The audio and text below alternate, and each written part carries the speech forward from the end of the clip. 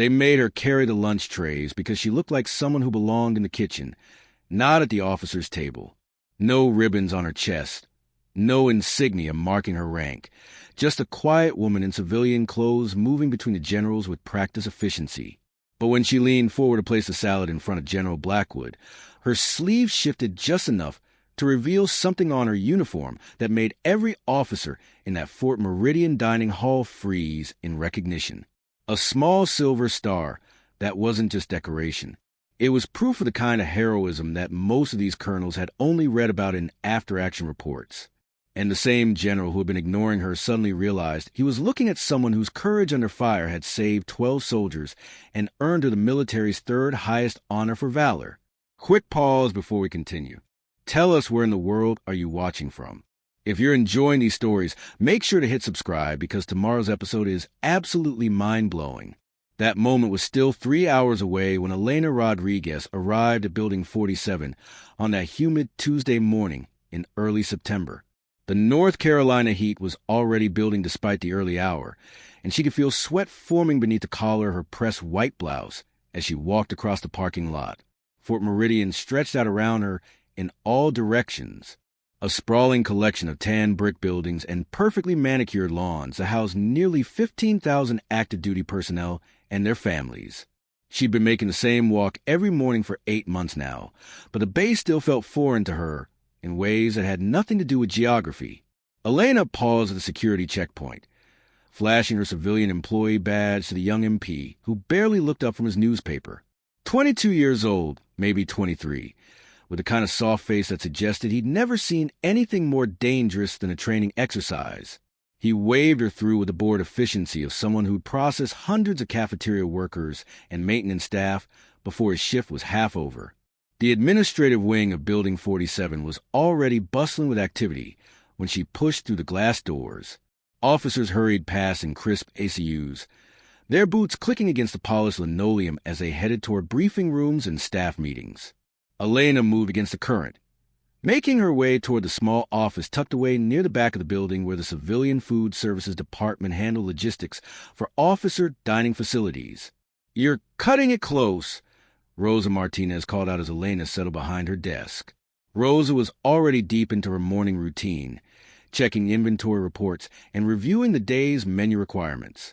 At 38, she was 6 years younger than Elena, but carried herself with the practical competence of someone who'd been managing military food service logistics for over a decade. Her desk was organized with military precision, every form filed properly, every schedule color-coded and cross-referenced. Traffic was backed up on Highway 24. Elena replied, logging into her computer terminal. "Accident near the Pine Ridge exit." Rosa nodded sympathetically.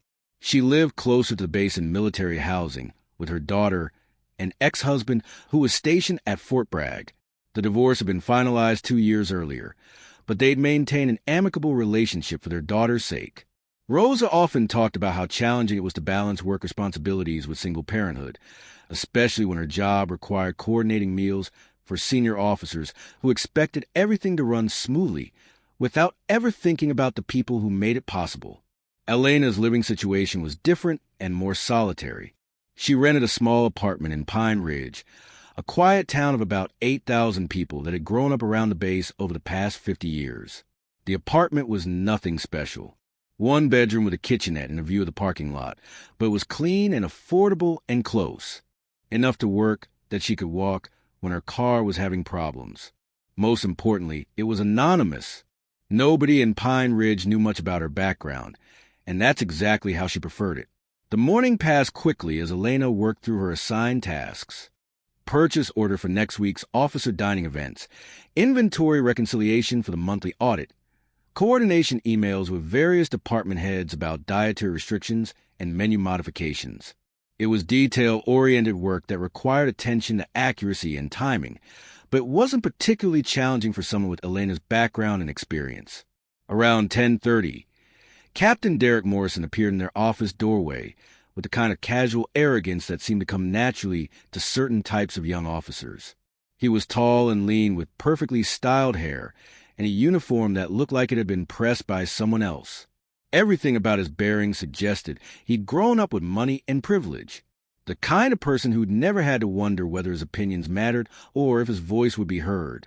"Ladies," he said, though his tone made it clear he was using the term loosely, "we're going to need some adjustments to today's lunch setup." Rosa looked up from her computer screen. "What kind of adjustment, sir?" "General Blackwood and General Stone are arriving earlier than expected. They'll be here by 11:45 instead of noon, which means we need the dining room ready 30 minutes ahead of schedule." Morrison stepped into the office without being invited, his presence immediately making the small space feel cramped and uncomfortable. "Also, we're going to need additional serving staff. This isn't just a regular officer luncheon. These are 3-star generals, and everything needs to be perfect." Elena continued working at her computer, typing responses to routine emails while listening to the conversation. She'd learned over the past 8 months that making herself invisible during these kinds of discussions was usually the wisest course of action. Morrison had a tendency to assign additional responsibilities to whoever drew his attention, and those assignments invariably involved the most tedious or unpleasant aspects of food service logistics. "We can handle the timeline adjustment," Rosa said diplomatically. "The kitchen staff can have everything ready by 11:15. As for additional serving personnel, we're already at full staffing for this event." Morrison's expression shifted slightly, taking on the kind of impatient edge that suggested he wasn't accustomed to hearing potential obstacles to his plans. "Then we'll have to improvise." "What about her?" He gestured toward Elena, without bothering to use her name. "She can help with serving duties." Rosa glanced at Elena, then back at Morrison. "Sir, Elena handles administrative coordination. She's not trained for food service." "How hard can it be?" Morrison's tone carried a dismissive quality that made it clear he considered food service to be unskilled labor that anyone could perform adequately. "Carry plates, refill water glasses, stay out of the way while the important people are talking. I'm sure she can manage." Elena felt her jaw tighten almost imperceptibly, but she kept her expression neutral and continued typing. She encountered Morrison's attitude many times before from many different people wearing many different uniforms. The assumption that anyone working in a support role was automatically less capable, less intelligent, less deserving of basic professional courtesy. It was a form of institutional blindness that she'd learned to navigate carefully. "I'll be happy to help with serving duties," Elena said, her voice steady and professional. "Just let me know what time you need me in the dining room." Morrison nodded with a satisfied air of someone who'd solved a minor logistical problem without having to think too hard about it. 11:30. Wear something appropriate. These generals don't need to see kitchen staff who look like they just rolled out of bed. After he left, Rosa turned to Elena with an apologetic expression. "You don't have to do this. I can call in someone from the part-time staff." Elena saved her work and closed the email program. "It's fine. I've served plenty of meals to officers before." That was true, though not in the context Rosa was imagining. Elena had indeed served meals to officers, but those meals had been MREs distributed during combat operations, not formal luncheons, in air-conditioned dining rooms. She coordinated food distribution for entire companies in forward operating bases, managing supply chains under conditions that would have given Morrison nightmares. But those experiences belonged to a different version of herself, one that existed before Fort Meridian in Building 47, and the careful anonymity she constructed around her current life. Rosa was still looking concerned. "He shouldn't have volunteered you like that. Your job description doesn't include food service." "My job description includes supporting officer dining operations as needed," Elena replied. "This falls under that heading." At 11:15, Elena changed from her office clothes into the black slacks and white blouse that comprised a standard serving uniform for civilian food service staff. She looked at herself in the bathroom mirror, adjusting her hair and making sure her appearance met Morrison's undefined standards of appropriateness. The woman looking back at her seemed unremarkable enough. Professional, but not memorable. Exactly the kind of person who could move through a room full of senior officers without drawing unwanted attention. The Officers' Club dining hall was a testament to military tradition and hierarchy. Dark wood paneling lined the walls decorated with portraits of distinguished commanders from the base's 70-year history. Heavy chairs surrounded a massive mahogany table that could seat 20 people comfortably. Crystal water glasses and polished silver plate settings reflected the light from an ornate chandelier that had probably been installed sometime during the 1960s. Elena took her position near the serving station, reviewing the meal timeline with the kitchen staff. Salad course at 11:50, followed by the main course at 12:15, dessert and coffee at 12:45.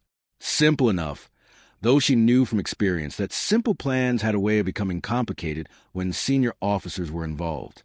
Major Rebecca Sullivan arrived first, followed closely by Lieutenant Colonel Frank Mitchell and several other field-grade officers whose names Elena recognized from correspondence, but whose faces she'd never seen up close. They settled around the table with the easy confidence of people accustomed to having their needs anticipated and met by others. Morrison appeared shortly after, looking slightly nervous despite his earlier casual demeanor. Hosting senior generals was apparently more stressful than he'd let on, and Elena could see him mentally reviewing every detail of the luncheon setup. His eyes swept the room, checking place settings and flower arrangements with the kind of anxious precision that suggested his career advancement might depend on everything going perfectly. At exactly 11:45, the door opened and General Thomas Blackwood entered the dining hall. Elena had seen his photograph in military publications, but seeing him in person was different. He was a compact man in his late 50s with silver hair and the kind of weathered face that suggested he'd spent more time in field commands and Pentagon offices. His uniform bore the subdued insignia of combat deployment spanning multiple decades, and he moved with the confident bearing of someone who'd earned his authority through experience rather than politics. General Margaret Stone followed closely behind, equally distinguished, but with a different kind of presence. Where Blackwood projected quiet competence, Stone carried herself with the sharp intelligence of someone who'd had to prove herself repeatedly in a male-dominated profession. Elena had read about Stone's career progression, her advocacy for women in combat roles, her reputation for demanding excellence from subordinates while protecting them from institutional prejudice. Morrison stepped forward to greet the generals with obvious relief that they'd arrived on schedule. General Blackwood, General Stone, welcome to Fort Meridian. We're honored to have you here. The pleasantries continued as other officers were introduced, and everyone found their assigned seats around the massive table. Elena remained near the serving station, invisible and attentive, exactly where she was supposed to be. She watched the subtle dynamics of military hierarchy play out as junior officers deferred to their seniors, and conversation gradually shifted from social courtesies to the business matters that had brought everyone together. At 11:50, she began serving the salad course, moving around the table with practiced efficiency.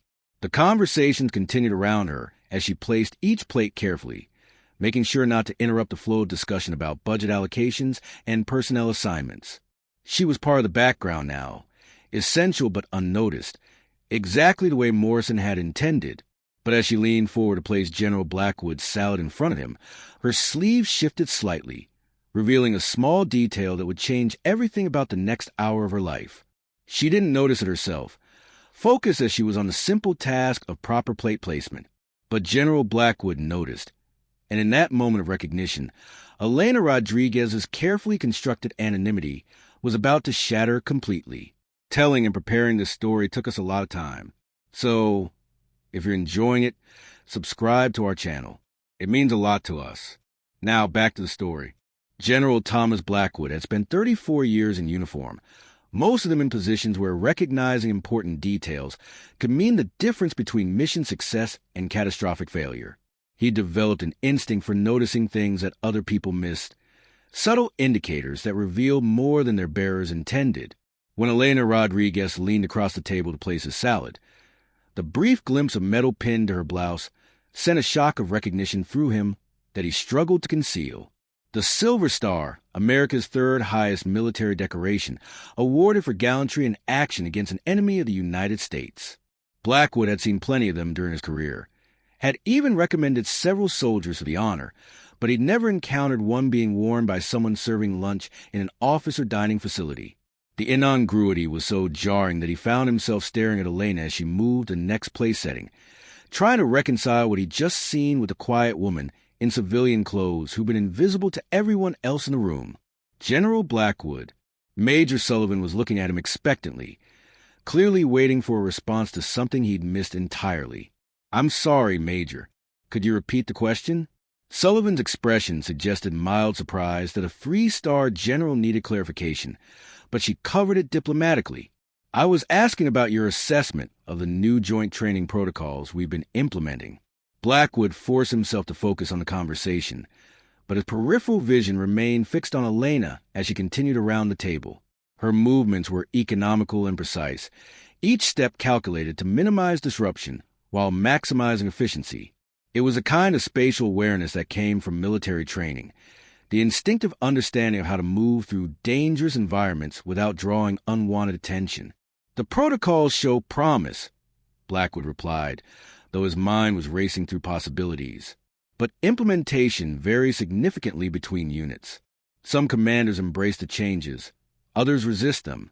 The discussion continued around topics of logistics and personnel management, but Blackwood found himself studying Elena with the systematic attention he'd once reserved for intelligence photographs of enemy positions. She was probably in her early 40s, though her face carried the kind of weathered quality that suggested she'd seen more than most people her age. Her posture spoke of physical fitness maintained despite whatever civilian job had brought her to Fort Meridian. Most tellingly, her eyes never stopped moving, constantly scanning the room with the alert awareness of someone trained to identify threats before they materialized. Lieutenant Amanda Foster entered the dining hall just as Elena was clearing the salad plates. Foster was relatively new to Fort Meridian, having arrived 6 months earlier with sterling credentials from West Point and an ambitious career timeline that included graduate school and eventual command positions. She moved with the purposeful stride of someone convinced that every day brought new opportunities to demonstrate her competence to senior officers. "Sorry I'm late," Foster announced, settling into the one remaining chair. Emergency briefing ran over. Morrison gestured toward Elena, who was stacking plates near the serving station. "We save you a salad. She can bring it over." Foster glanced at Elena with the kind of casual dismissal that had become automatic among junior officers at Fort Meridian. The civilian support staff were functionally invisible to most of them, part of the institutional machinery that kept the base running without requiring acknowledgement or consideration. "Just the main course is fine," Foster said. "I had something earlier." Elena continued her work without comment, but Blackwood noticed a slight tightening around her eyes that suggested Foster's casual dismissal had registered. It was a micro-expression that spoke of someone accustomed to being overlooked, but not entirely reconciled to the experience. General Stone leaned forward to engage Morrison in discussion about upcoming inspection schedules, her voice carrying the crisp authority of someone who expected her questions to be answered completely and accurately. Stone had built her reputation on demanding excellence from subordinates while protecting them from the kind of institutional prejudice that could derail promising careers. She was particularly sensitive to issues affecting women in the military, having fought her own battles against discrimination during the early years of her service. Captain Morrison Stone said, "I've been reviewing your unit readiness reports. The numbers look good, but I'm concerned about morale indicators in some of your support sections." Morrison shifted uncomfortably, clearly unprepared for detailed questioning about personnel management. "Ma'am, I believe morale is generally strong across all sections. We haven't had any significant incidents or formal complaints." "Absence of formal complaints doesn't necessarily indicate absence of problems," Stone replied. "Sometimes the most serious issues are the ones that don't make it into official channels." Elena had moved to the far side of the room, preparing to serve the main course, but Blackwood suspected she was listening to every word of the conversation.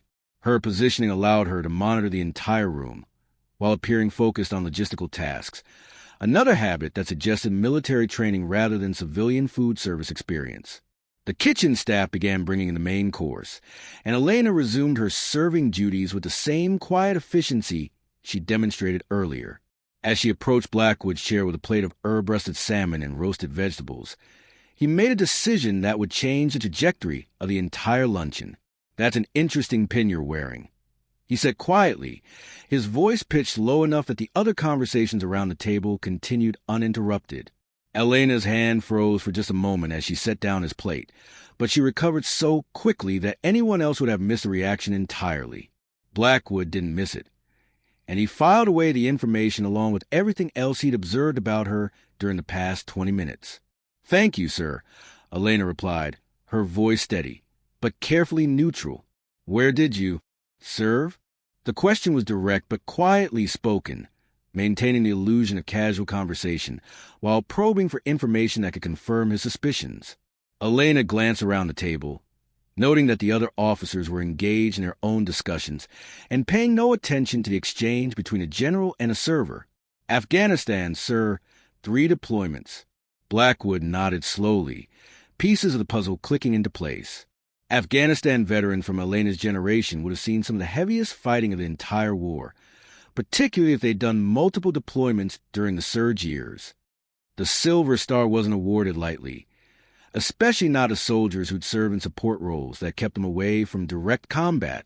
"What was your MOS?" he asked, using military terminology that would be meaningless to civilian food service workers, but immediately familiar to anyone who'd served in uniform.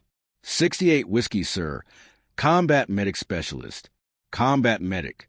That explained the Silver Star and the alert awareness, and the precise movements that had caught Blackwood's attention. Combat medics operated at the intersection of medical training and tactical operations, often finding themselves in situations that required both life-saving skills and combat effectiveness. They were some of the most highly trained and versatile soldiers in the Army, capable of treating critical injuries under fire while maintaining situational awareness that kept their patients and teammates alive. "How long since you separated?" Blackwood continued, his voice still pitched below the level of general conversation. 18 months, sir." Elena moved on to serve the next officer, but the brief exchange had provided Blackwood with enough information to understand exactly what he was looking at. A decorated combat veteran with specialized medical training, working in civilian food service at a military installation. The career trajectory didn't make sense unless there were factors he wasn't seeing. Complications that had led someone with her background and experience to accept a position that utilized none of her military skills. Colonel James Hartley chose that moment to arrive, apologizing for his tardiness as he took his seat near the head of the table. Hartley commanded the base's administrative operations, which technically made him Elena's ultimate supervisor, though Blackwood doubted the colonel had any detailed knowledge of the civilian personnel working in his various departments. Colonel General Stone acknowledged his arrival. "We were just discussing morale issues and support sections. I'd be interested in your perspective on how well Fort Meridian integrates civilian employees into the overall mission structure." Hartley looked thoughtful as he considered the question. "Integration has been challenging, ma'am. We have about 400 civilian employees across various departments, and maintaining consistent standards while accommodating different employment structures requires ongoing attention. What about career development opportunities?" Stone pressed. "Are there pathways for advancement that take advantage of employees' prior experience and training?" The question was clearly intended as a general policy discussion, but Blackwood found himself watching Elena's reaction as she continued serving the main course. Her expression remained professionally neutral, but he caught a slight tightening around her mouth that suggested the topic hit closer to home than anyone realized. Morrison jumped into the conversation with the enthusiasm of someone eager to demonstrate his knowledge of personnel management. "We found that civilian employees often prefer the stability of defined roles rather than complexity of military career progression. Most of them are looking for steady work with good benefits, not necessarily advancement opportunities." Elena was serving Major Sullivan's plate when Morrison made his comment, and Blackwood saw her pause for just a fraction of a second before continuing her task. It was another micro-expression that spoke volumes about how Morrison's assumptions landed with someone who'd actually made the transition from military to civilian employment.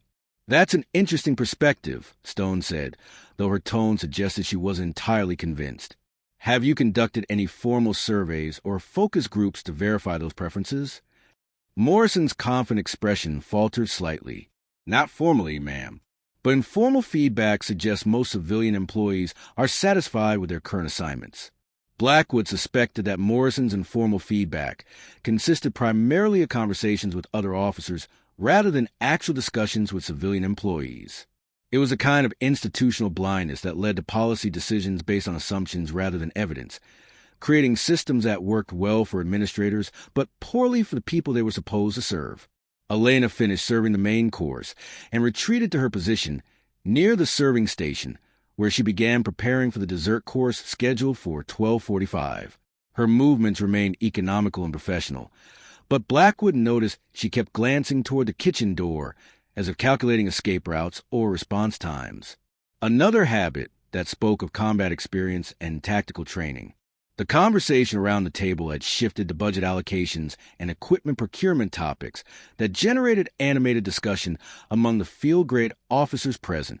Lieutenant Colonel Mitchell was explaining the challenges of maintaining aging communication systems while transitioning to newer technologies, a problem that seemed to affect every military installation regardless of size or mission. The issue isn't just financial, Mitchell argued. We're dealing with integration challenges between legacy systems and modern equipment. Sometimes the old stuff works better than the replacements, but you can't get parts or technical support anymore. Foster nodded in agreement. We've had similar problems with vehicle maintenance. The mechanics know how to fix the older systems, but the newer ones require specialized training and diagnostic equipment that takes months to procure. Elena had moved closer to the table during this discussion, ostensibly to check water glasses and clear empty bread plates, but Blackwood suspected she was actually listening to the technical conversation with more interest than a typical food service worker would demonstrate. When Mitchell mentioned communication system integration problems, he noticed her nod slightly, as if she understood the complexities involved from personal experience. The observation reinforced Blackwood's growing conviction that Elena Rodriguez was not what she appeared to be. Combat medics received extensive training in communication systems and field maintenance procedures, skills that would make her highly qualified to understand and possibly solve the technical problems the officers were discussing. Yet, she remained invisible to them, serving their lunch while they debated challenges that she might actually be able to address if anyone bothered to ask her opinion. As the main course concluded and conversation turned toward the afternoon scheduled meetings, Blackwood found himself increasingly curious about the circumstances that had brought a Silver Star recipient to Fort Meridian Civilian Food Service Department. The pieces of Elena's story were beginning to form a picture, but it was a picture that raised more questions than it answered.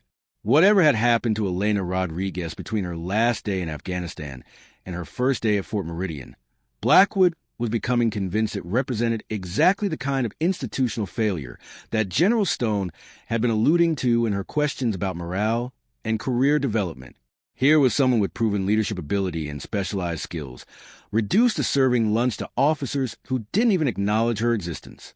The dessert course was scheduled to begin in 10 minutes, and Blackwood realized he was running out of time to gather more information before the luncheon concluded, and Elena disappeared back into the administrative anonymity that had hidden her from everyone else's attention.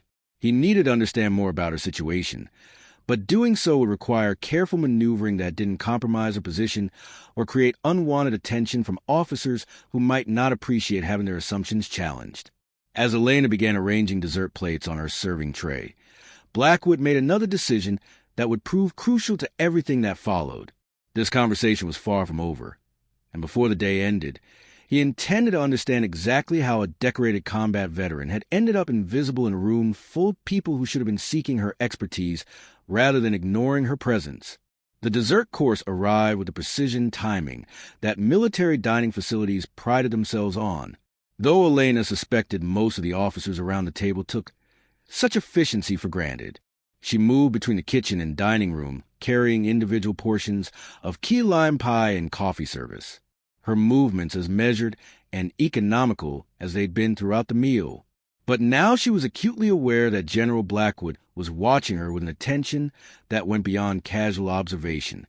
Their brief exchange during the main course had shifted something fundamental in the dynamic between them.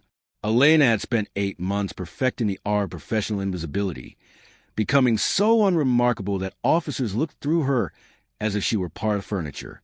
Blackwood's recognition had shattered that carefully constructed anonymity, and she found herself calculating the potential consequences of exposure with the same tactical mindset she'd once applied to far more dangerous situations. The afternoon briefing schedule has been moved up 30 minutes, Colonel Hartley announced as Elena placed his dessert in front of him. We'll need to conclude by 1:15 to stay on track." Lieutenant Colonel Mitchell nodded, checking his watch. That should give us enough time to cover the personnel evaluation protocols that General Stone wanted to discuss. Elena paused near Mitchell's chair, ostensibly adjusting his water glass, while actually listening to the conversation with more interest than any of them realized. Personnel evaluations were a constant source of anxiety for civilian employees at Fort Meridian, particularly those like Elena, whose military backgrounds didn't translate neatly into standard human resources categories. The annual review process seemed designed for people with linear career progressions and conventional qualifications, leaving little room for the kind of specialized experience that didn't fit established bureaucratic frameworks. General Stone leaned forward, her expression taking on the focused intensity that suggested she was about to address something she considered important. "Colonel Hartley, I've been reviewing your civilian employee retention statistics. The numbers suggest some concerning patterns." Hartley looked uncomfortable, clearly unprepared for detailed questioning about personnel management data. "Ma'am, overall retention rates are within acceptable parameters for our region and mission profile." "Acceptable parameters don't tell the whole story," Stone replied. "I'm seeing higher turnover rates among employees with prior military experience, particularly women veterans. That suggests we might be failing to utilize their skills effectively." Elena felt her pulse quicken as the conversation moved into territory that directly affected her situation. She continued her serving duties, but every word of Stone's assessment resonated with experiences she'd observed during her months at Fort Meridian. The base employed dozens of veterans in civilian capacities, many of them highly trained specialists who'd accepted positions that utilized only a fraction of their actual capabilities. Captain Morrison shifted in his chair, clearly eager to demonstrate his familiarity with personnel issues. "General Stone, in my experience, most civilian employees prefer clearly defined roles with predictable responsibilities. Military veterans sometimes struggle with the ambiguity of leadership positions in civilian organizations."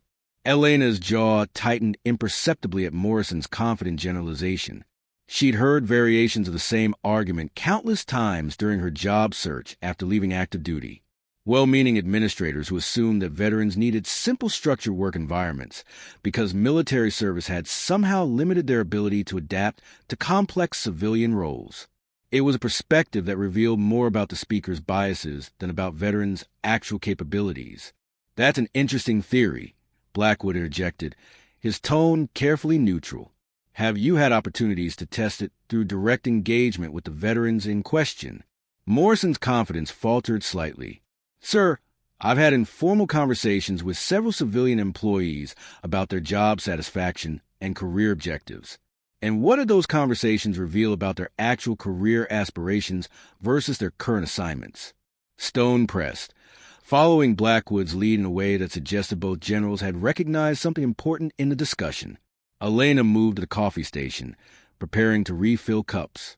While the conversation continued around her, she could feel the weight of unspoken questions hanging in the air, the sense that Stone and Blackwood were probing for information that went beyond routine personnel management discussions. Morrison glanced around the table, clearly realizing that his casual assumptions about veteran employees were being subjected to more scrutiny than he'd anticipated. Most of them expressed satisfaction with their current positions.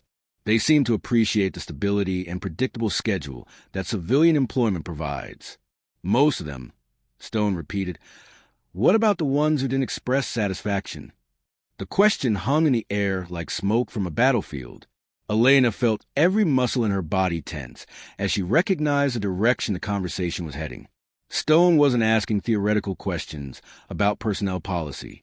She was conducting an investigation, using the informal setting of a luncheon to gather information about specific problems she'd already identified through other channels. Lieutenant Foster chose that moment to jump into the discussion with the eager enthusiasm of someone who saw an opportunity to demonstrate her awareness of contemporary military issues. "Ma'am, I think there's also a generational component to consider. Younger veterans often have different expectations about work-life balance and career advancement than previous generations." Elena almost smiled at Foster's well-intentioned but completely misguided analysis.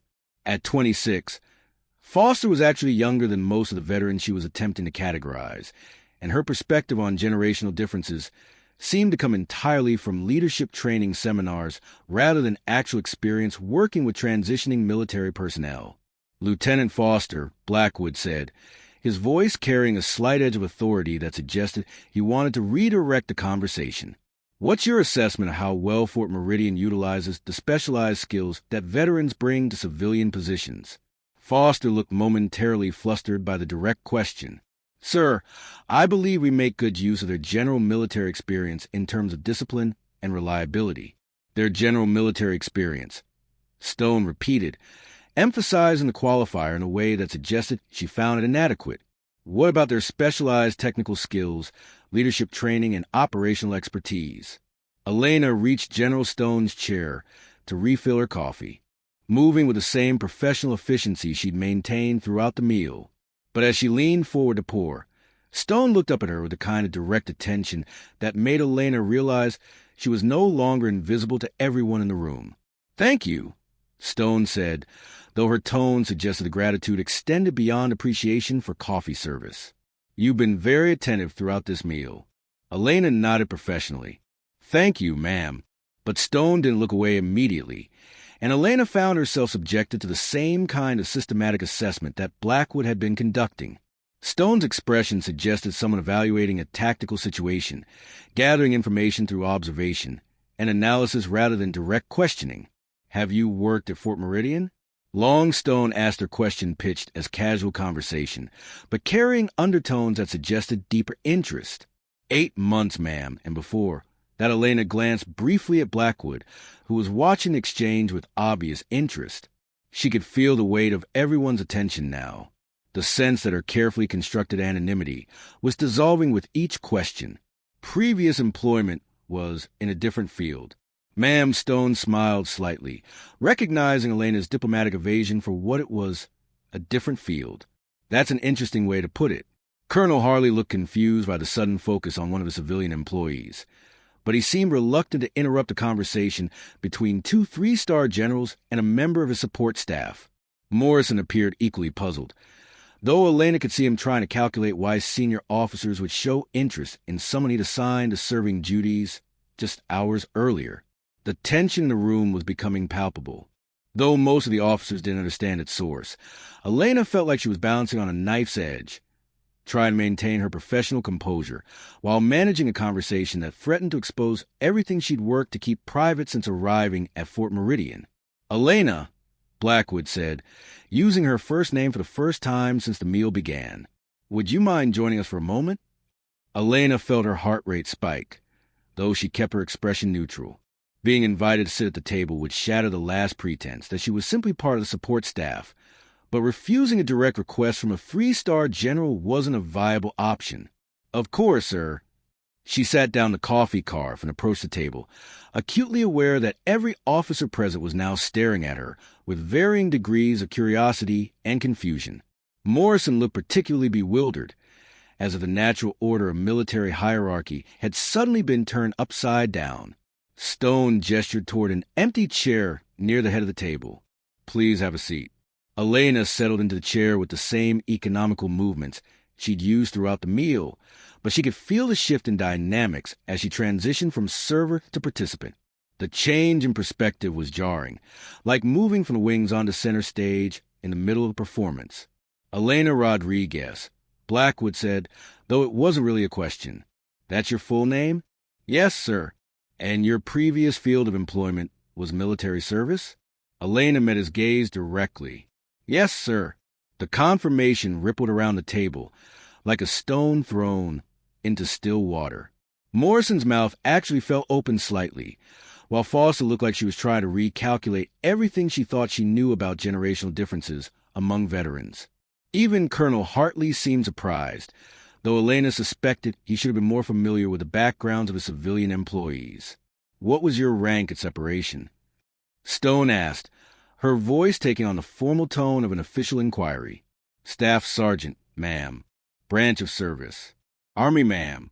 Military occupational specialty. Elena hesitated for just a moment, knowing that her answer would provide context that would make her current position Even more incomprehensible to the officers listening. 68 W Combat Medic Specialist. The silence that followed was profound and uncomfortable. Combat medics weren't administrative support personnel or logistics coordinators.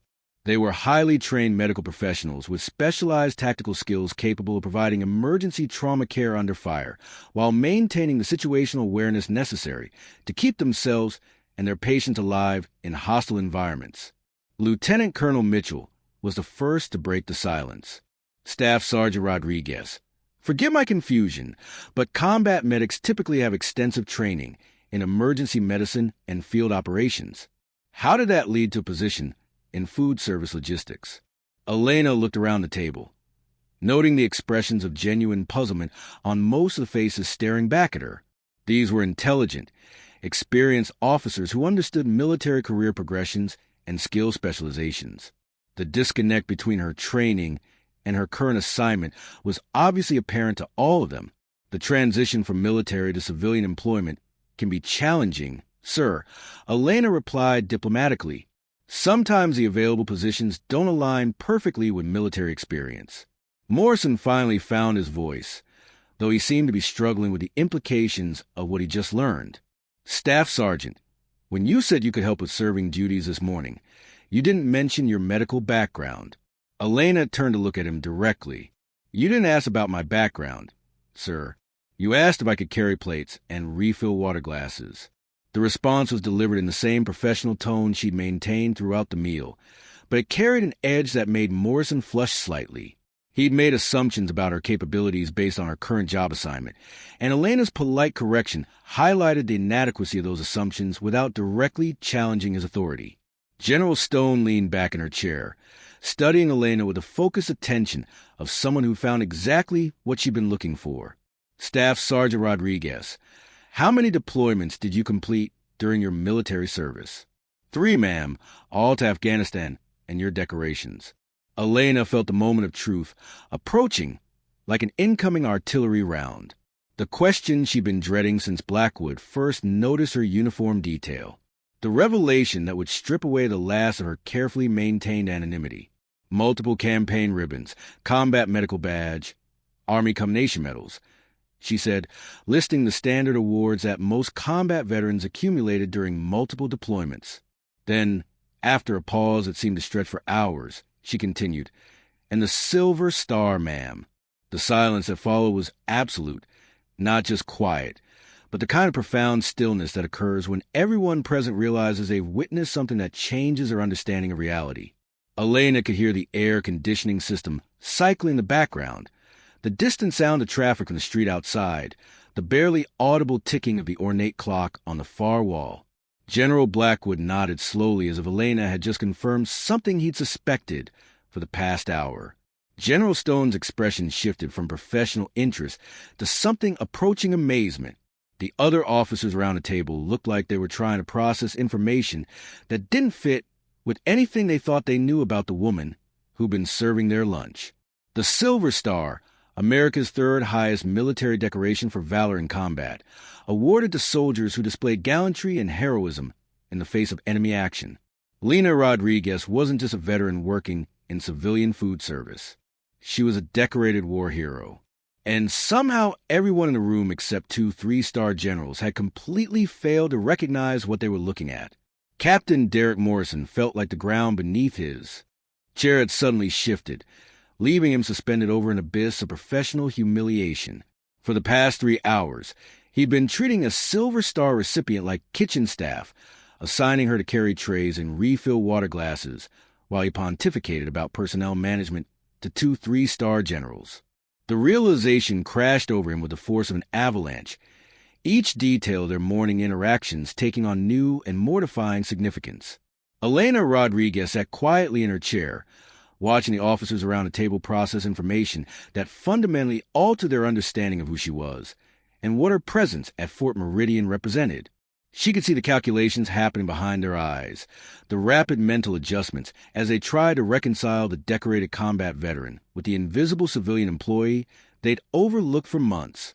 General Stone was the first to recover from the revelation, her expression shifting from amazement to something that looked like controlled anger. Not anger at Elena, but at the system that had allowed someone with her credentials and experience to be relegated to serving lunch. While less qualified personnel made decisions about operations, she was probably more capable of managing than any of them. Staff Sergeant Rodriguez Stone said, her voice carrying the formal weight of official inquiry. What action earned you the Silver Star? Elena had known this question would come eventually, though she'd hoped to avoid discussing the specifics in a room full of people she barely knew. The memories associated with that particular medal were complex and painful, bound up with decisions that had saved lives but cost her more than anyone realized. Forward Operating Base in Helmand Province came under coordinated attack. Elena began, her voice steady but distant, as if she were reading from someone else's after-action report. Multiple casualties. Medical evacuation helicopter was disabled on the landing zone.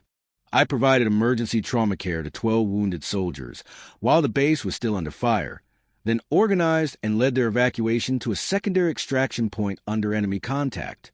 The clinical language stripped most of the emotion from the account, but it couldn't hide the courage and skill required to accomplish what Elena was describing. Treating trauma patients under fire required not just medical expertise, but the kind of tactical awareness and leadership ability that separated exceptional soldiers from competent ones. Lieutenant Colonel Mitchell leaned forward, his expression reflecting genuine respect, tinged with disbelief. You led an evacuation under enemy fire while treating multiple casualties. The base commander was killed in the initial attack, Elena replied. Senior medic assumed tactical command of the evacuation sector. Standard protocol when the chain of command is disrupted. Standard protocol.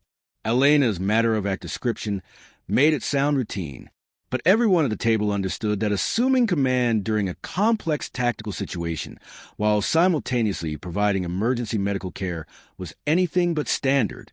It was a kind of performance that earned soldiers the nation's highest military honors, and apparently the kind of background that went completely unrecognized when those same soldiers transitioned to civilian employment. Lieutenant Amanda Foster looked like she was experiencing a form of cognitive dissonance, trying to square Elena's heroic military service with her own earlier comments about generational differences among veterans. The confident generalization she made 30 minutes earlier seemed embarrassingly naive now that she was sitting across from someone who'd actually led soldiers in combat. Staff Sergeant Rodriguez Foster said hesitantly, when you were looking for employment after separation, did you apply for positions that would utilize your medical training or leadership experience? Elena turned to look at her directly, and Foster found herself meeting the gaze of someone who'd made life and death decisions under circumstances she could barely imagine. I applied for numerous positions that would have utilized my military experience. Ma'am, medical facilities, emergency services, training organizations. Most civilian employers aren't familiar with military medical credentials, and the ones that are often prefer candidates with traditional educational backgrounds. The explanation was diplomatic, but revealing. Elena had clearly attempted to find employment that matched her capabilities, but she'd encountered the systematic bias that affected many veterans trying to translate military experience into civilian career opportunities. Employers who didn't understand military training often assumed it was inferior to civilian education, while those who did understand it sometimes viewed veterans as overqualified for entry-level positions but underqualified for leadership roles. Colonel Hartley was beginning to understand the scope of the problem he'd inherited when Elena was assigned to his department. Staff Sergeant, when you were hired for your current position, did anyone review your military service record? Elena glanced at him with an expression that managed to be both respectful and mildly sardonic. The human resources interview focused primarily on my ability to handle administrative tasks and work effectively with military personnel. My combat experience wasn't considered relevant to food service coordination. The absurdity of the situation was becoming clear to everyone present.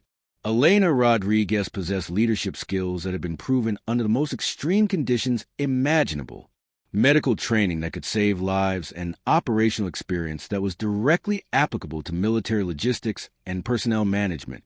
Instead of utilizing any of those capabilities, Fort Meridian had assigned her to coordinate lunch menus and serve coffee to officers who'd never faced anything more dangerous than a budget review. General Blackwood set down his coffee cup with deliberate precision. the movement drawing everyone's attention as he prepared to address the situation that had emerged during their supposedly routine luncheon. "Colonel Hartley, I want you to help me understand something.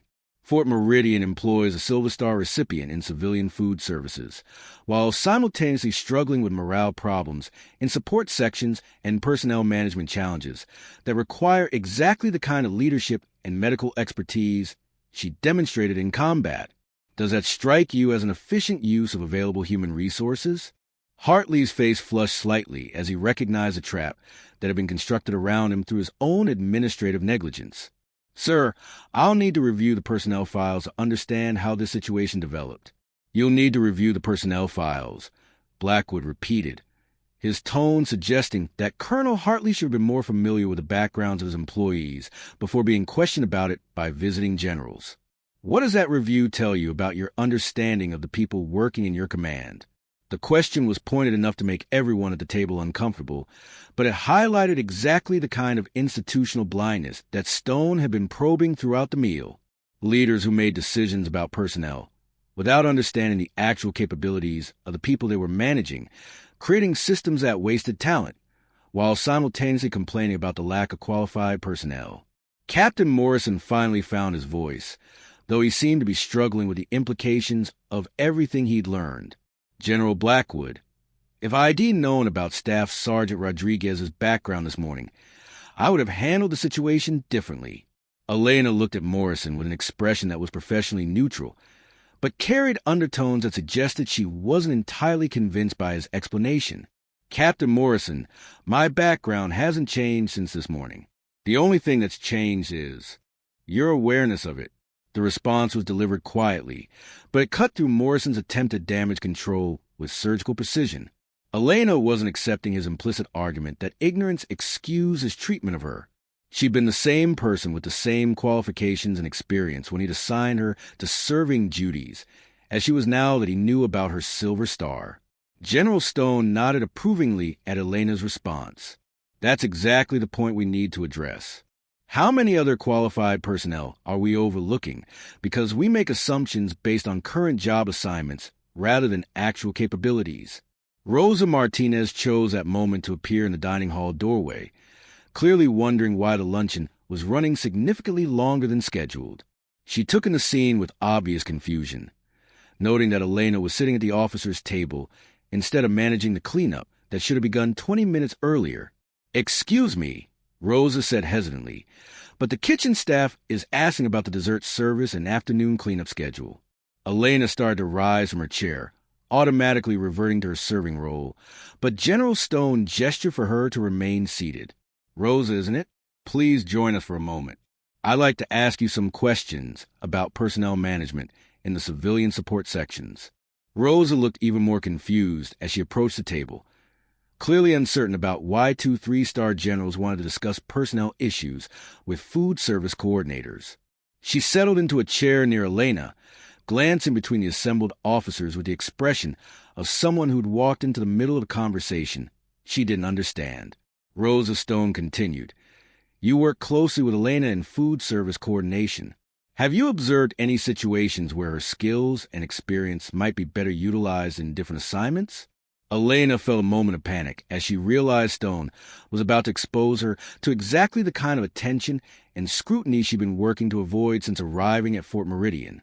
Her carefully constructed anonymity was dissolving rapidly, and there was nothing she could do to prevent Rosa from learning about aspects of her background that she deliberately kept private. Rosa looked at Elena with surprise and growing curiosity. "Elena has always been extremely competent at her job, ma'am. She handles complex logistics coordination better than people who've been doing it for years, and she has insights about military operations that seem to go beyond what you'd expect from someone in civilian food service." The observation was more perceptive than Elena had realized. She thought she was successfully hiding the extent of her military knowledge, but Rosa had obviously noticed her familiarity with procedures and terminology that should have been foreign to civilian employees. "What kind of insights?" Blackwood asked, his question directed at Rosa, but his attention focused on Elena. Rosa hesitated, clearly uncertain about how much detail was appropriate to share in front of senior officers. "Well, When there are briefings about deployment schedules or medical readiness requirements, Elena always seems to understand the implications better than other civilian employees. Sometimes she'll make suggestions about logistics coordination that turn out to be exactly right, even though they're not obvious to the rest of us. Elena felt another layer of her carefully constructed cover story peeling away. She'd tried to be helpful without being conspicuous, but her military experience had apparently been more visible than she'd intended. Rose's observation suggested that Elena's expertise had been noticed, even if it hadn't been officially recognized or properly utilized. Lieutenant Colonel Mitchell turned to Elena with renewed interest. Staff Sergeant Rodriguez, have you been providing unofficial consultation on military logistics issues? Elena considered her response carefully, recognizing that complete honesty was now her only viable option. I've offered suggestions when asked. Sir, my experience with field medical operations included extensive logistics coordination, and some of those skills transferred to administrative planning. The understatement was so profound that it bordered on deliberate misdirection.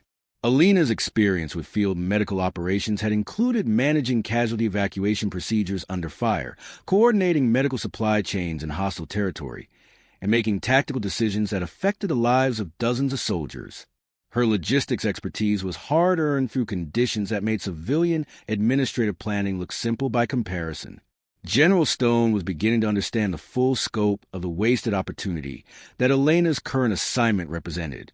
Colonel Hartley, it sounds like you have a highly qualified logistics expert working in food service coordination, providing valuable consultation on military operations while being completely underutilized by the formal personnel system.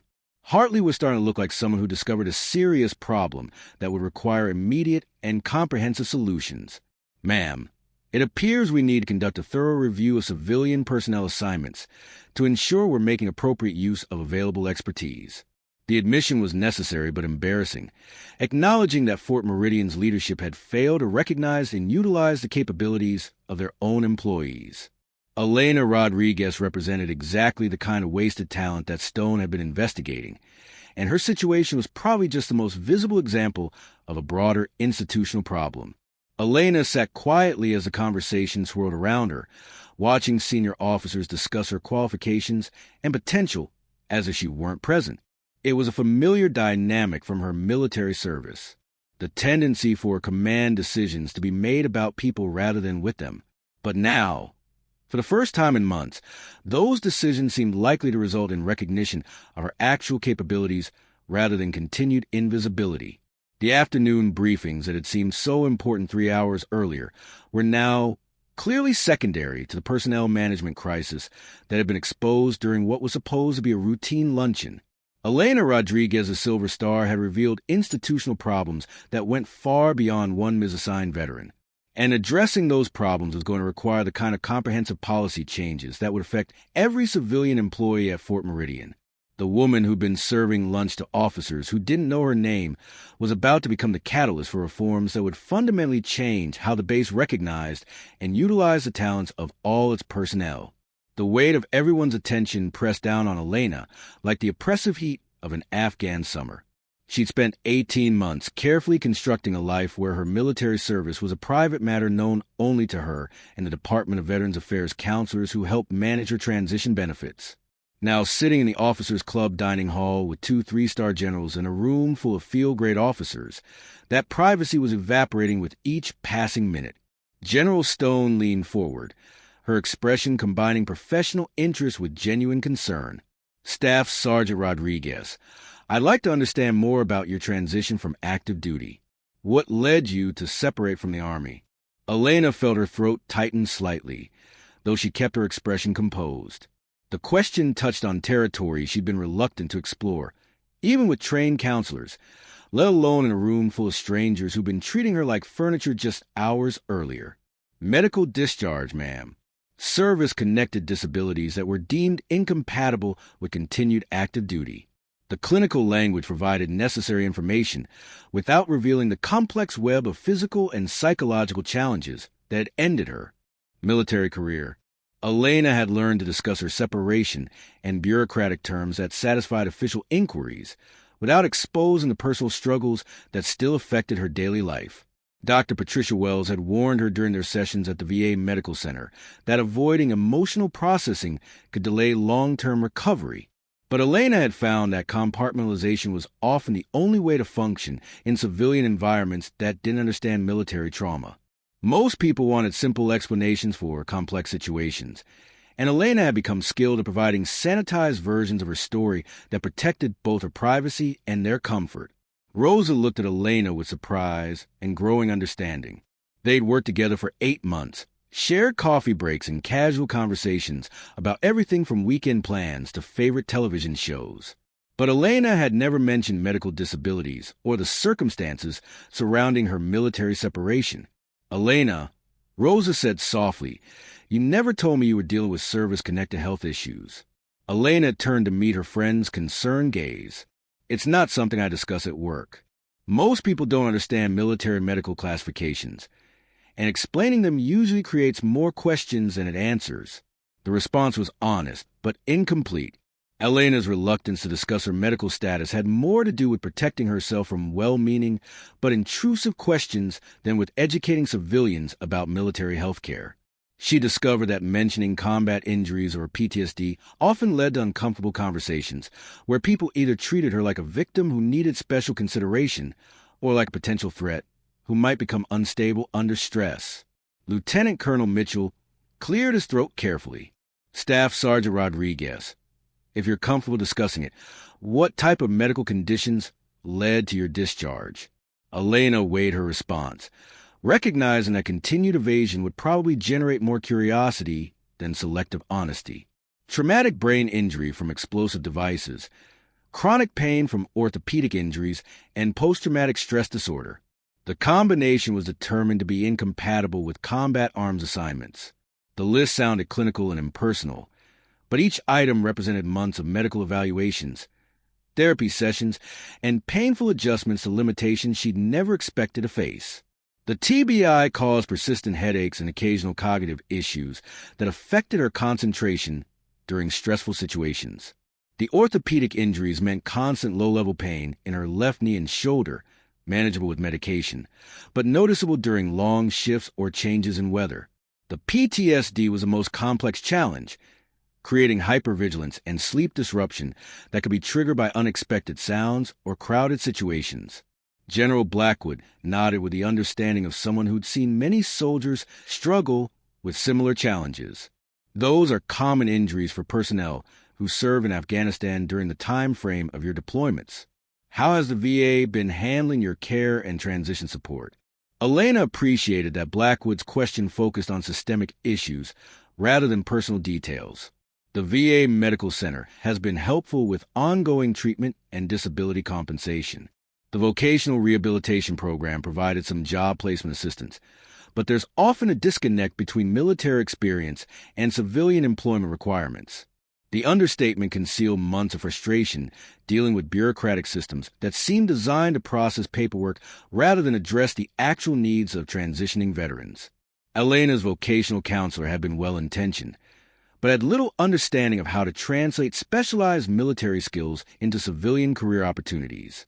Most of their sessions had focused on entry-level positions that would provide steady employment rather than challenging roles that would utilize Elena's leadership and medical expertise. Captain Morrison had been notably quiet during this exchange, clearly uncomfortable with the revelation that he'd been treating a disabled veteran as disposable support staff. His earlier confidence about understanding civilian employee preferences now seemed embarrassingly naive in light of Elena's actual qualifications and challenges. Staff Sergeant Rodriguez Morrison said hesitantly, "When I assigned you to serving duties this morning, I had no idea about your medical conditions. If I'd known you were dealing with disabilities, I would have made different arrangements." Elena looked at him with an expression that was professionally respectful but carried undertones of skepticism. "Captain Morrison, my disabilities are well managed and don't affect my ability to perform my assigned duties. The issue isn't whether I can carry trays or serve coffee. The issue is whether my actual skills and experience are being utilized appropriately." The distinction was crucial, highlighting the difference between accommodation for medical conditions and recognition of professional qualifications. Elena wasn't asking for special treatment because of her disabilities. She was pointing out that her capabilities were being systematically underutilized regardless of her medical status. General Stone turned to Colonel Hartley with the focused intensity of someone preparing to address institutional problems. "Colonel, I want to understand the personnel review process that resulted in Staff Sergeant Rodriguez being assigned to food service coordination. What evaluation criteria were used to determine that placement?" Hartley looked increasingly uncomfortable as he realized the scope of the administrative failure his command had demonstrated. "Ma'am, civilian personnel assignments are typically made based on available positions and general qualifications rather than comprehensive evaluation of military experience." "General qualifications," quote, Stone repeated, emphasizing the inadequacy of such an approach. "So, a Silver Star recipient with combat medical training and proven leadership experience was placed in food service because that's what happened to be available when she applied." Elena watched the exchange with mixed feelings. Part of her was gratified to see senior officers recognizing the institutional failures that had affected not just her, but probably dozens of other veterans working in positions that didn't utilize their military expertise. But another part of her was concerned about becoming a symbol of systemic problems, rather than simply being allowed to do meaningful work that matched her capabilities.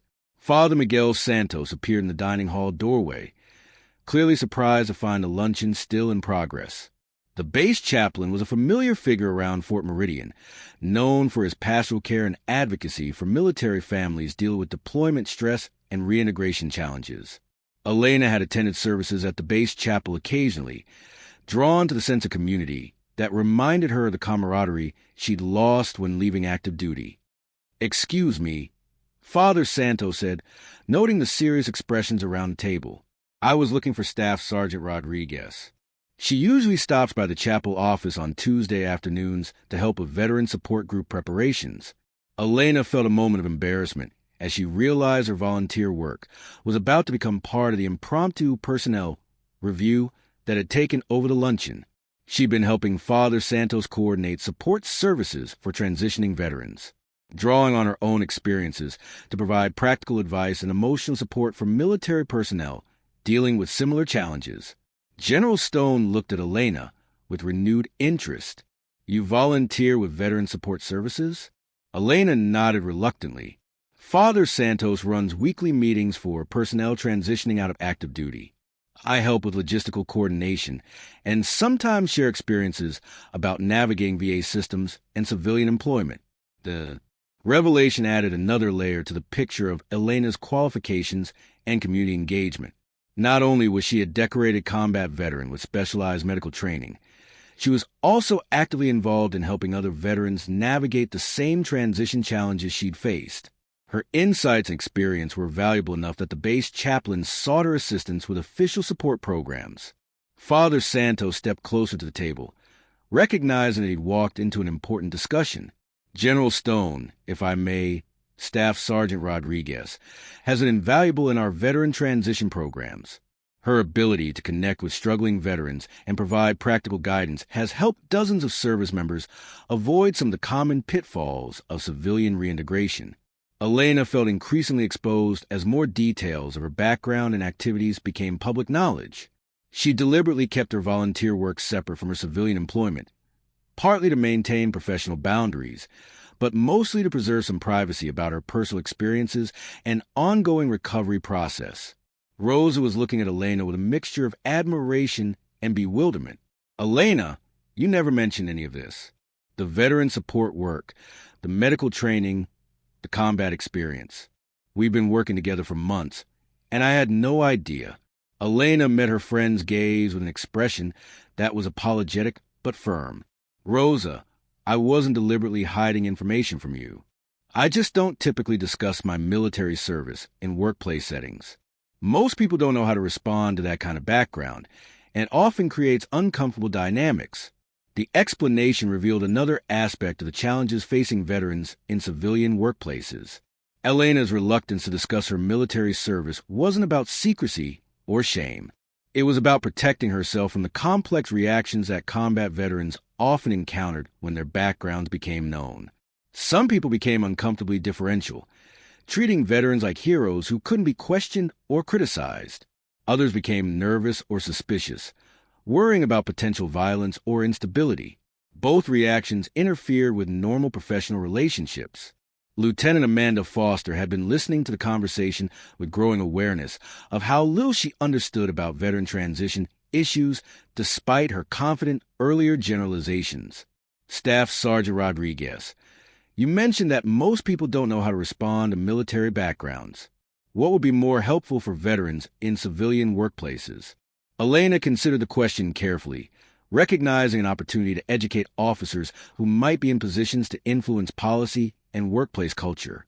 Lieutenant Foster, most veterans want to be evaluated based on their current performance and qualifications, not treated differently because of their military service. We don't need special accommodation or excessive gratitude. We need recognition of our actual skills and appropriate opportunities to contribute. The response encapsulated the fundamental issue that had been exposed during the luncheon. Elena Rodriguez didn't want sympathy or special treatment. She wanted to be seen as the highly qualified professional she'd always been, with opportunities to utilize the leadership, medical, and organizational skills that had made her an exceptional soldier. General Blackwood stood up from his chair, signaling that the informal personnel review was approaching some kind of resolution. Colonel Hartley, I want you to work with General Stone to conduct a comprehensive assessment of civilian personnel assignments at Fort Meridian. Specifically, I want to know how many qualified veterans are working in positions that underutilize their military experience and expertise. Harley nodded, though his expression suggested he was beginning to understand the magnitude of the project Blackwood was proposing. Sir, that review could potentially affect dozens of civilian